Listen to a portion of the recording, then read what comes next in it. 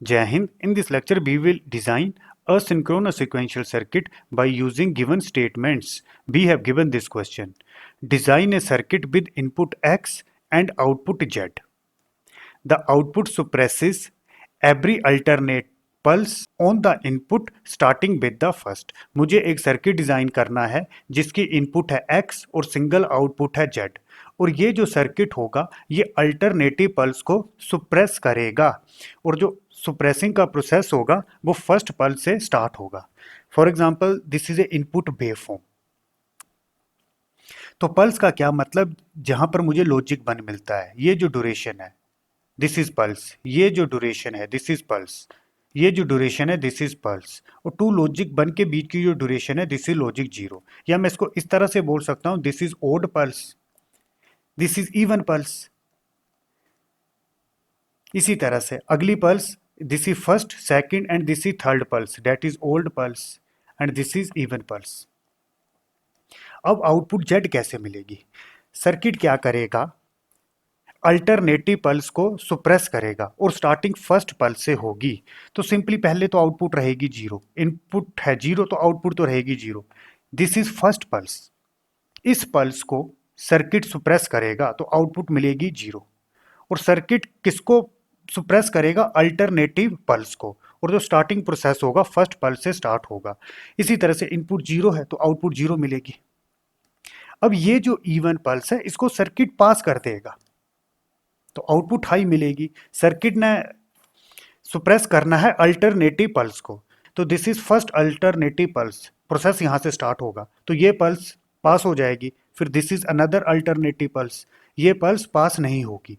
Again आगे input 0 है तो आउटपुट 0. अगेन ये अल्टरनेटिव पल्स आएगी तो इसको सर्किट पास नहीं करेगा, ओड पल्स को पास नहीं करेगा. आगे इनपुट 0 है तो आउटपुट अगेन 0. आगे इवन पल्स है तो सर्किट इसको पास अपने में से करने देगा. आगे इनपुट 0 है तो आउटपुट 0. अब बच्चों, क्या इस सर्किट को मैं सिंपली कॉम्बिनेशनल सर्किट की हेल्प से बना सकता हूं? What is combinational circuit? जो आउटपुट होती है वो डायरेक्टली इनपुट पे डिपेंड करती है. पर इस क्वेश्चन में क्या होता है कि जो सर्किट है वो अल्टरनेटिव पल्स को ब्लो कर रहा है. तो मतलब जो सर्किट है उसको अल्टरनेटिव पल्स की लोकेशन पता होनी चाहिए.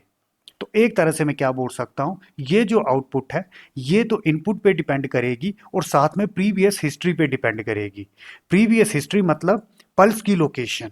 इस क्वेश्चन में इवन पल्स पास हो जाएंगी, ओड पल्स पास नहीं होंगी. तो सर्किट को पता होना चाहिए कि कौन सी इवन है कौन सी ओड है. तो आउटपुट इनपुट और प्रीवियस हिस्ट्री पे डिपेंड करेगी. तो एक तरह से ये जो सर्किट होगा वो सिक्वेंशियल सर्किट होगा. And there are two type of sequential circuit. one is synchronous sequential circuit and another one is asynchronous sequential circuit.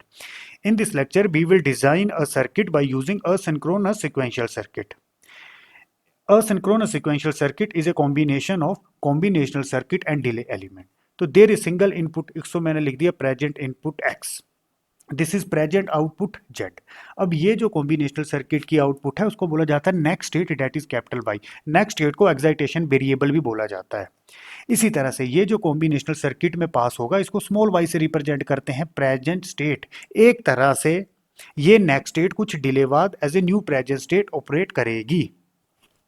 अब इस क्वेश्चन को स्टार्ट कैसे करना है बच्चों? पहले इंटरनल स्टेट डिसाइड करनी होती है. There are two type of internal state, one is present state, second one is next state. अब इंटरनल स्टेट कैसे मैं डिसाइड करूंगा? फॉर एग्जांपल इनपुट है 0, आउटपुट मुझे मिली 0. इनपुट है 0, आउटपुट मुझे मिली 0. असिंक्रोनस के केस में क्या होता है, इनपुट में हम चेंज करते हैं जब सर्किट स्टेबल हो. जैसे फॉर एग्जांपल इनपुट में चेंज हुआ 0 से 1. ये इनपुट में चेंज कब हो सकता है? जब सर्किट स्टेबल हो. और स्टेबल सर्किट के केस में क्या होता है, जो नेक्स्ट स्टेट है वो प्रेजेंट स्टेट के इक्वल रहती है. तो सिंपली इनपुट 0 है, आउटपुट 0 है, तो उस केस में जो सर्किट की स्टेट होगी उसको मैंने 1 से असाइन कर दिया और ऊपर लगा दिया सर्कल. ये सर्कल क्या बताएगा? Next state is equal to present state. इसका क्या मतलब है कि स्मॉल वाई होगा 1 और कैपिटल वाई होगा 1. सिंपली मैं इसको कैसे रीड करूंगा? इनपुट में अप्लाई किया है 0 और इस टाइम पे प्रेजेंट स्टेट है ये जो 1 जो मैंने असाइन किया, और जो आउटपुट मिली वो मिली 0, और जो नेक्स्ट स्टेट है वो भी 1 मिला। इसके आगे क्या हुआ, इनपुट में चेंज कर दिया 0 to 1, इनपुट में चेंज कर दिया 1, आउटपुट अगेन 0 ही मिली। अब 1 0 है यहाँ पर, तो उस केस में जब सर्किट स्टेबल होगा और उस टेबल में जो इंटरनल स्टेट होगी उसको मैंने साइन कर दिया 2। इसका क्या मतलब है, अब स्मॉल y2 हो जाएगा और कैपिटल Y भी 2 हो जाएगा। और यह मैं इस तरह से बोल सकता हूं, अब जब तक इनपुट में ये लॉजिक 1 अप्लाई रहेगा, प्रेजेंट स्टेट रहेगी 2, डेट इज दिस वन। अब प्रेजेंट स्टेट और लॉजिक 1 कॉम्बिनेशनल सर्किट में अप्लाई करेंगे, आउटपुट 0 मेंटेन रहेगा और जो नेक्स्ट स्टेट है वो भी 2 ही मेंटेन रहेगी, that is next state is equal to present state. इसी तरह से आगे इनपुट में चेंज कर दिया 0, आउटपुट अगेन मिली 0। अब यहाँ पर इंटरनल स्टेट हम क्या रिप्रेजेंट करेंगे, अब आपने कंफ्यूज नहीं हो जाना है। फॉर एग्जांपल यहाँ पर 0 0 है तो यहाँ पर इंटरनल स्टेट थी 1, अब आपने इसको 1 नहीं ले लेना है। वो 1 क्यों नहीं लेना है, दोनों 0 में डिफरेंस है। फॉर एग्जाम्पल यहाँ पर थे इनपुट 0 और सर्किट है स्टेबल, फिर जैसे मैं इनपुट में चेंज करूंगा 0 to 1, अब आउटपुट मिली 1। पर इस केस में क्या था, इनपुट थी 0, जैसे ही इनपुट में चेंज किया 0 to 1, आउटपुट मिली 0। एक तरह से ये जो दोनों 0 हैं ये अलग अलग लोकेशन पे है। इस 0 के बाद आउटपुट मिलनी थी हाई, इस 0 के बाद आउटपुट मिलनी थी हाई, और इस 0 के बाद आउटपुट मिली लो। तो सिंपली जब 0 0 होगा तो इसको मैं इससे डिस्टिंग्विश करूंगा, और यहां पर जो इंटरनल स्टेट होगी उसको मैं बोल दूंगा 3।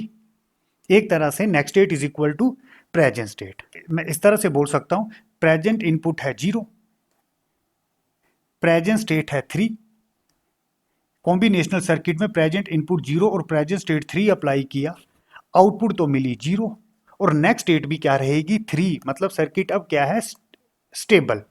इसी तरह से बच्चों अगर इसको देखता हूं, इनपुट में चेंज किया 0 to 1, आउटपुट मिली हाई 1 1। अब यहां पर जो इंटरनल स्टेट होगी उसको मैंने साइन कर दिया 4। अगेन इसके आगे हो जाएगा repeat, that is 0 0, that is this one 1, this is 2, again this is 3, this is 4, आगे होगा रिपीट। अब इसके आगे क्या बनाते हैं, primitive flow table. Primitive flow table कैसे बनाएंगे, इनपुट है सिंगल तो इनपुट की वैल्यू 0 हो सकती है या 1 हो सकती है, ये स्मॉल y बताएगा प्रेजेंट स्टेट। इसकी वैल्यू क्या हो सकती है, 1 2 3 4, मैंने लिख लिया 1 2 3 4। इनिशियली मेरा सर्किट था स्टेबल, यहां पर था, इसका क्या मतलब है, next state is equal to present state. Initially मैं यहां पर खड़ा था स्टेबल कंडीशन में, इसका क्या मतलब था, इनपुट थी 0 और आउटपुट मिली थी 0 और नेक्स्ट स्टेट प्रेजेंट स्टेट के इक्वल थी। तो सिंपली इनपुट है 0, तो यहां पर जो नेक्स्ट स्टेट मिलनी थी वो मिलनी थी 1 और आउटपुट मिलनी थी 0। अब नेक्स्ट स्टेट प्रेजेंट स्टेट के इक्वल है तो यहां पर लगा दिया सर्कल। इसके आगे 1 to 2 जाना है। 1 to 2 कैसे गए, जैसे इनपुट में 0 से 1 चेंज किया, जैसे इनपुट में 0 to 1 चेंज किया तो अगली नेक्स्ट स्टेट क्या मिली 2। तो बच्चों इसको यहां पर किस तरह से रिप्रेजेंट करते हैं, ट्रांजिएंट, मैंने पहले लेक्चर में बताया। फॉर एग्जांपल मैं यहां पर खड़ा हूं स्टेबल कंडीशन में, फिर इनपुट में चेंज किया 0 to 1, अब नेक्स्ट स्टेट क्या मिली 2 एज ए ट्रांजिएंट। अब यही 2, that is next state, it will act as a present state. अब यही 2 as a present state operate करेगा। अब यहां पर नेक्स्ट स्टेट और आउटपुट क्या मिलेगी, दिस वन 2 और आउटपुट क्या है यहां पर 0। और ये सर्कल क्यों लगाया, नेक्स्ट स्टेट प्रेजेंट स्टेट के इक्वल है। अब आगे गए 2 to 3, अब 2 to 3 कैसे जाना है, इनपुट में चेंज किया 1 to 0, this is 1 this is 0, मतलब 1 to 0, इस तरह से गए। पहले क्या मिलेगा, ट्रांजिएंट, मतलब 3। अब यही 3 as a next state operate करेगा, मतलब यहां पर, और यहां पर अब नेक्स्ट स्टेट और आउटपुट क्या मिलेगी, इस तरह से 3 और आउटपुट मिली 0, मतलब इस तरह से गए।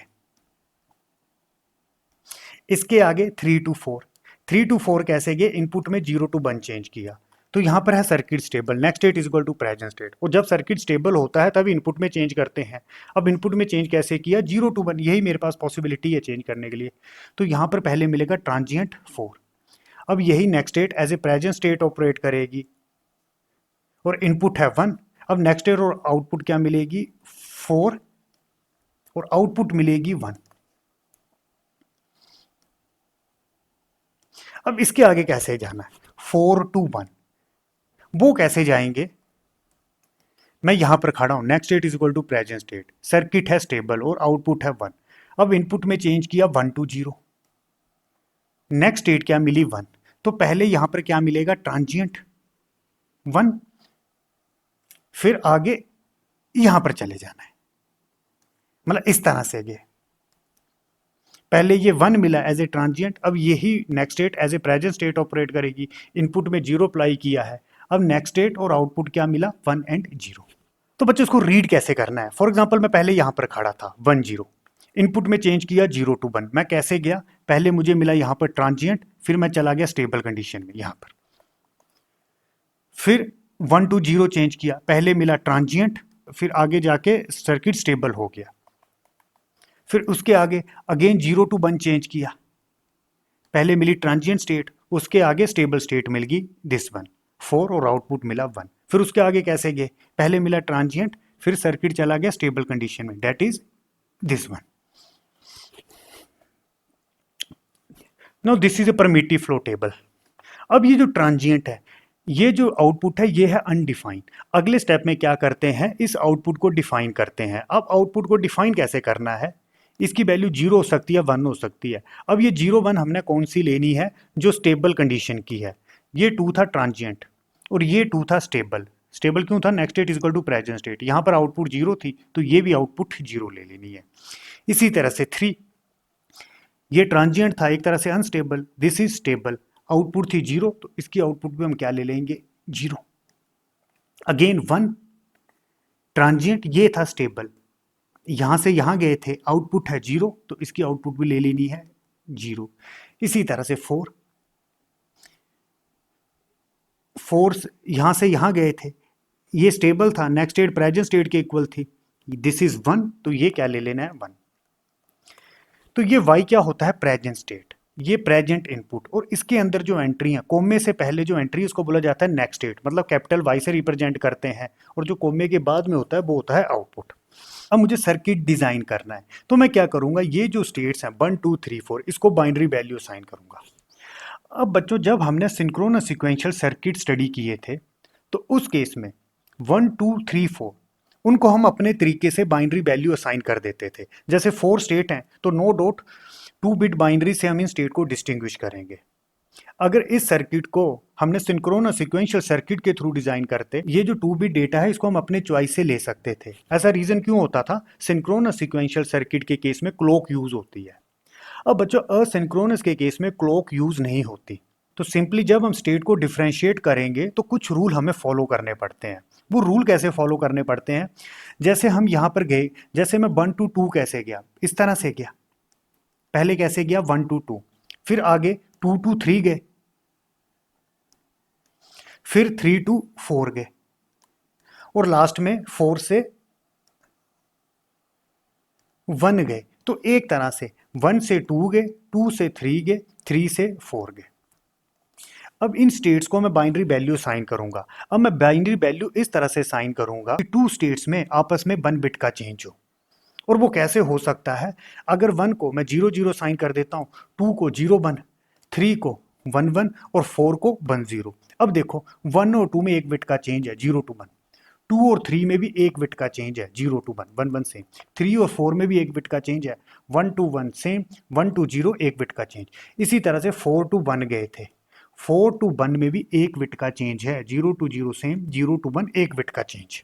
तो असिंक्रोनस के केस में हमें ये ध्यान रखना पड़ता है, पर सिंक्रोनस के केस में ये ध्यान नहीं रखना पड़ता। सिंक्रोनस के केस में अब अपने तरीके से बाइनरी वैल्यू असाइन कर देते थे, और उसका रीजन क्या होता था, सिंक्रोनस के केस में क्लॉक यूज करते थे। सिंक्रोनस के केस में present state to next state जो ट्रांजिशन होता था वो क्लॉक पे डिपेंड करता था, पर असिंक्रोनस के केस में हम क्लॉक यूज नहीं करते।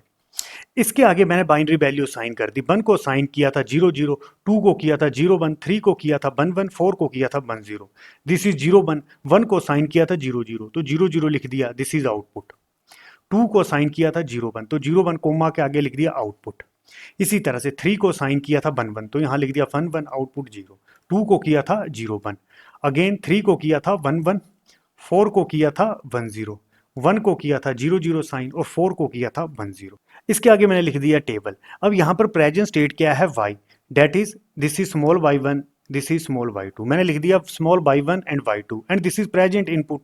सर्किट में एट ए टाइम 3 इनपुट्स होती हैं, कौन कौन सी, present state and present input. अब प्रेजेंट स्टेट की वैल्यू थी 0 0, तो यहाँ पर मैंने लिख दिया 0 0।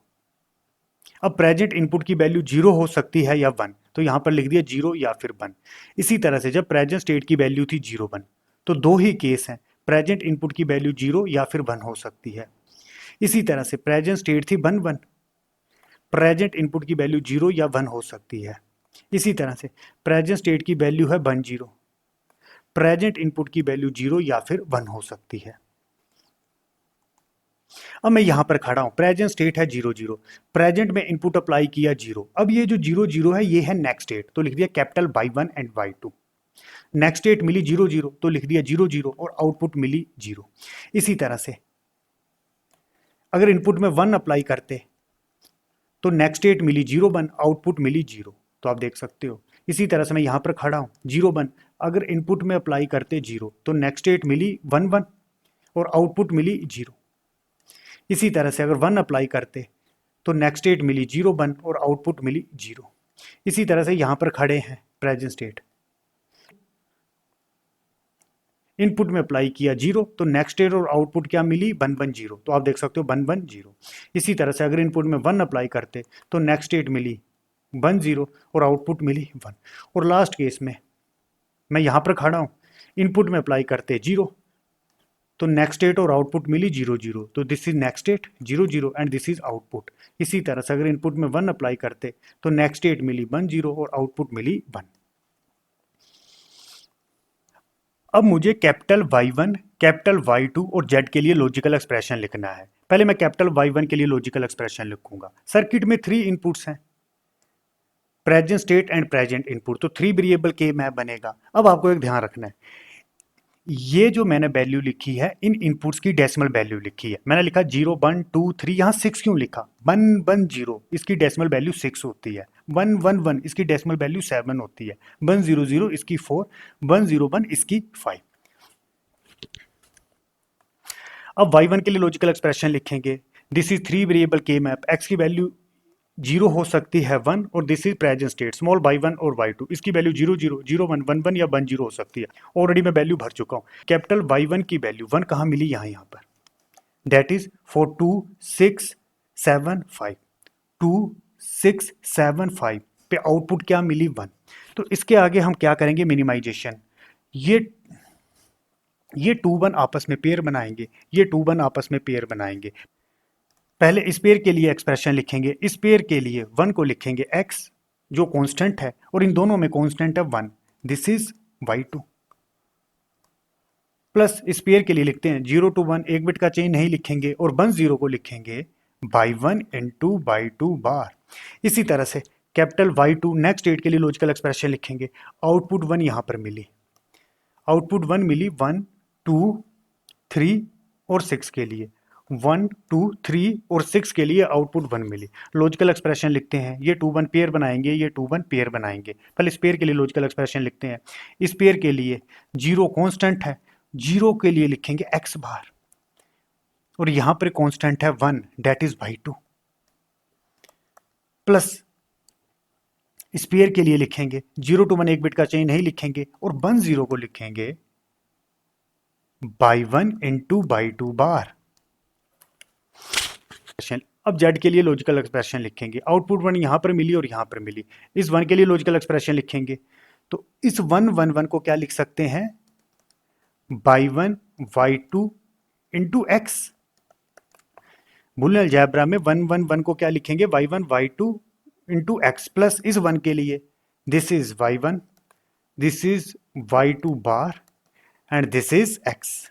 अगर मैं यहां से कॉमन ले लेता हूं y1 x को, तो ये बनेगा y2 प्लस y2 बार, y2 प्लस y2 बार होता है 1, तो क्या बना x इंटू y1। तो अब बच्चों आगे बनाना है सर्किट, ये थे लॉजिकल एक्सप्रेशन। अब ये था prototype, this is next state capital y1 y2, इसको लिख लिया नेक्स्ट स्टेट। अब यही capital y1 y2 through feedback combinational circuit में अप्लाई करते हैं। तो एक तरह से मैंने यहाँ लिया फीडबैक, यहाँ लिया फीडबैक, इसको रिप्रेजेंट कर दिया स्मॉल बाई 1 प्रेजेंट स्टेट, इसको रिप्रेजेंट कर दिया स्मॉल बाई 2 प्रेजेंट स्टेट। एक तरह से ये नेक्स्ट स्टेट होती है और ये होती है प्रेजेंट स्टेट। तो इसको मैं ऊपर ले गया, दिस इज स्मॉल बाई 1, इसको मैं ऊपर ले गया, this is small Y 2, and this is X present input. Z किसके इक्वल है? एक्स और बाई 1 के बीच में एंड ऑपरेशन, तो this is X and this is Y 1, इन दोनों के बीच में हुआ AND operation, this is Z, Z is equal to X into Y 1। इसी तरह से कैपिटल वाई 1 किसके इक्वल हुआ? ये जो कैपिटल वाई 1 है एक्स इंटू वाई 2, तो this is X and y2, तो y2 कहां पर है? यहां पर, इनके बीच में हुआ एंड ऑपरेशन। इसी तरह से प्लस आगे है y1, तो दिस इज y1, आगे है y2 bar, this is y2, आगे अप्लाई कर दिया नॉट गेट में, तो इसकी आउटपुट किसके इक्वल बनी? y1 इंटू y2 बार, आगे लगा दिया और गेट। अब ये आउटपुट कहां अप्लाई कर देनी है? ये कैपिटल y1, ये y1 किसके इक्वल है? दिस वन, तो ये कनेक्शन लगा लेना है। अगला लगाना है y2, अब कैपिटल y2 किसके इक्वल है? x बार, तो बच्चों not gate x bar into y2, तो दिस इज y2, लगा दिया एंड गेट। उसके आगे प्लस, प्लस मतलब और गेट लगेगा, आगे है प्लस y1, तो this is y1 into y2 बार, तो दिस इज y2, इसको अप्लाई कर दिया नॉट गेट में, यहां पर लगाओगे एंड गेट, इन दोनों को अप्लाई करोगे और गेट, और गेट में क्यों अप्लाई करेंगे? प्लस और ऑपरेशन। अब ये जो आउटपुट निकलेगी इसको किसके साथ कनेक्ट कर देना है? y2, तो इस तरह से कनेक्शन लगा लेने हैं। एक तरह से क्या हुआ? This is capital y1 y2, this is capital y1 y2, output through feedback again combinational circuit में अप्लाई करते हैं, तो ये जो आउटपुट है कैपिटल y1 और y2 through feedback combinational circuit में अप्लाई करते हैं। यहां पर मैं लिख दिया y1 and y2, small y1 and small y2। Again ये कॉम्बिनेशनल सर्किट क्या है? ये जो बीच के गेट्स लगे हैं, these are the combinational circuits.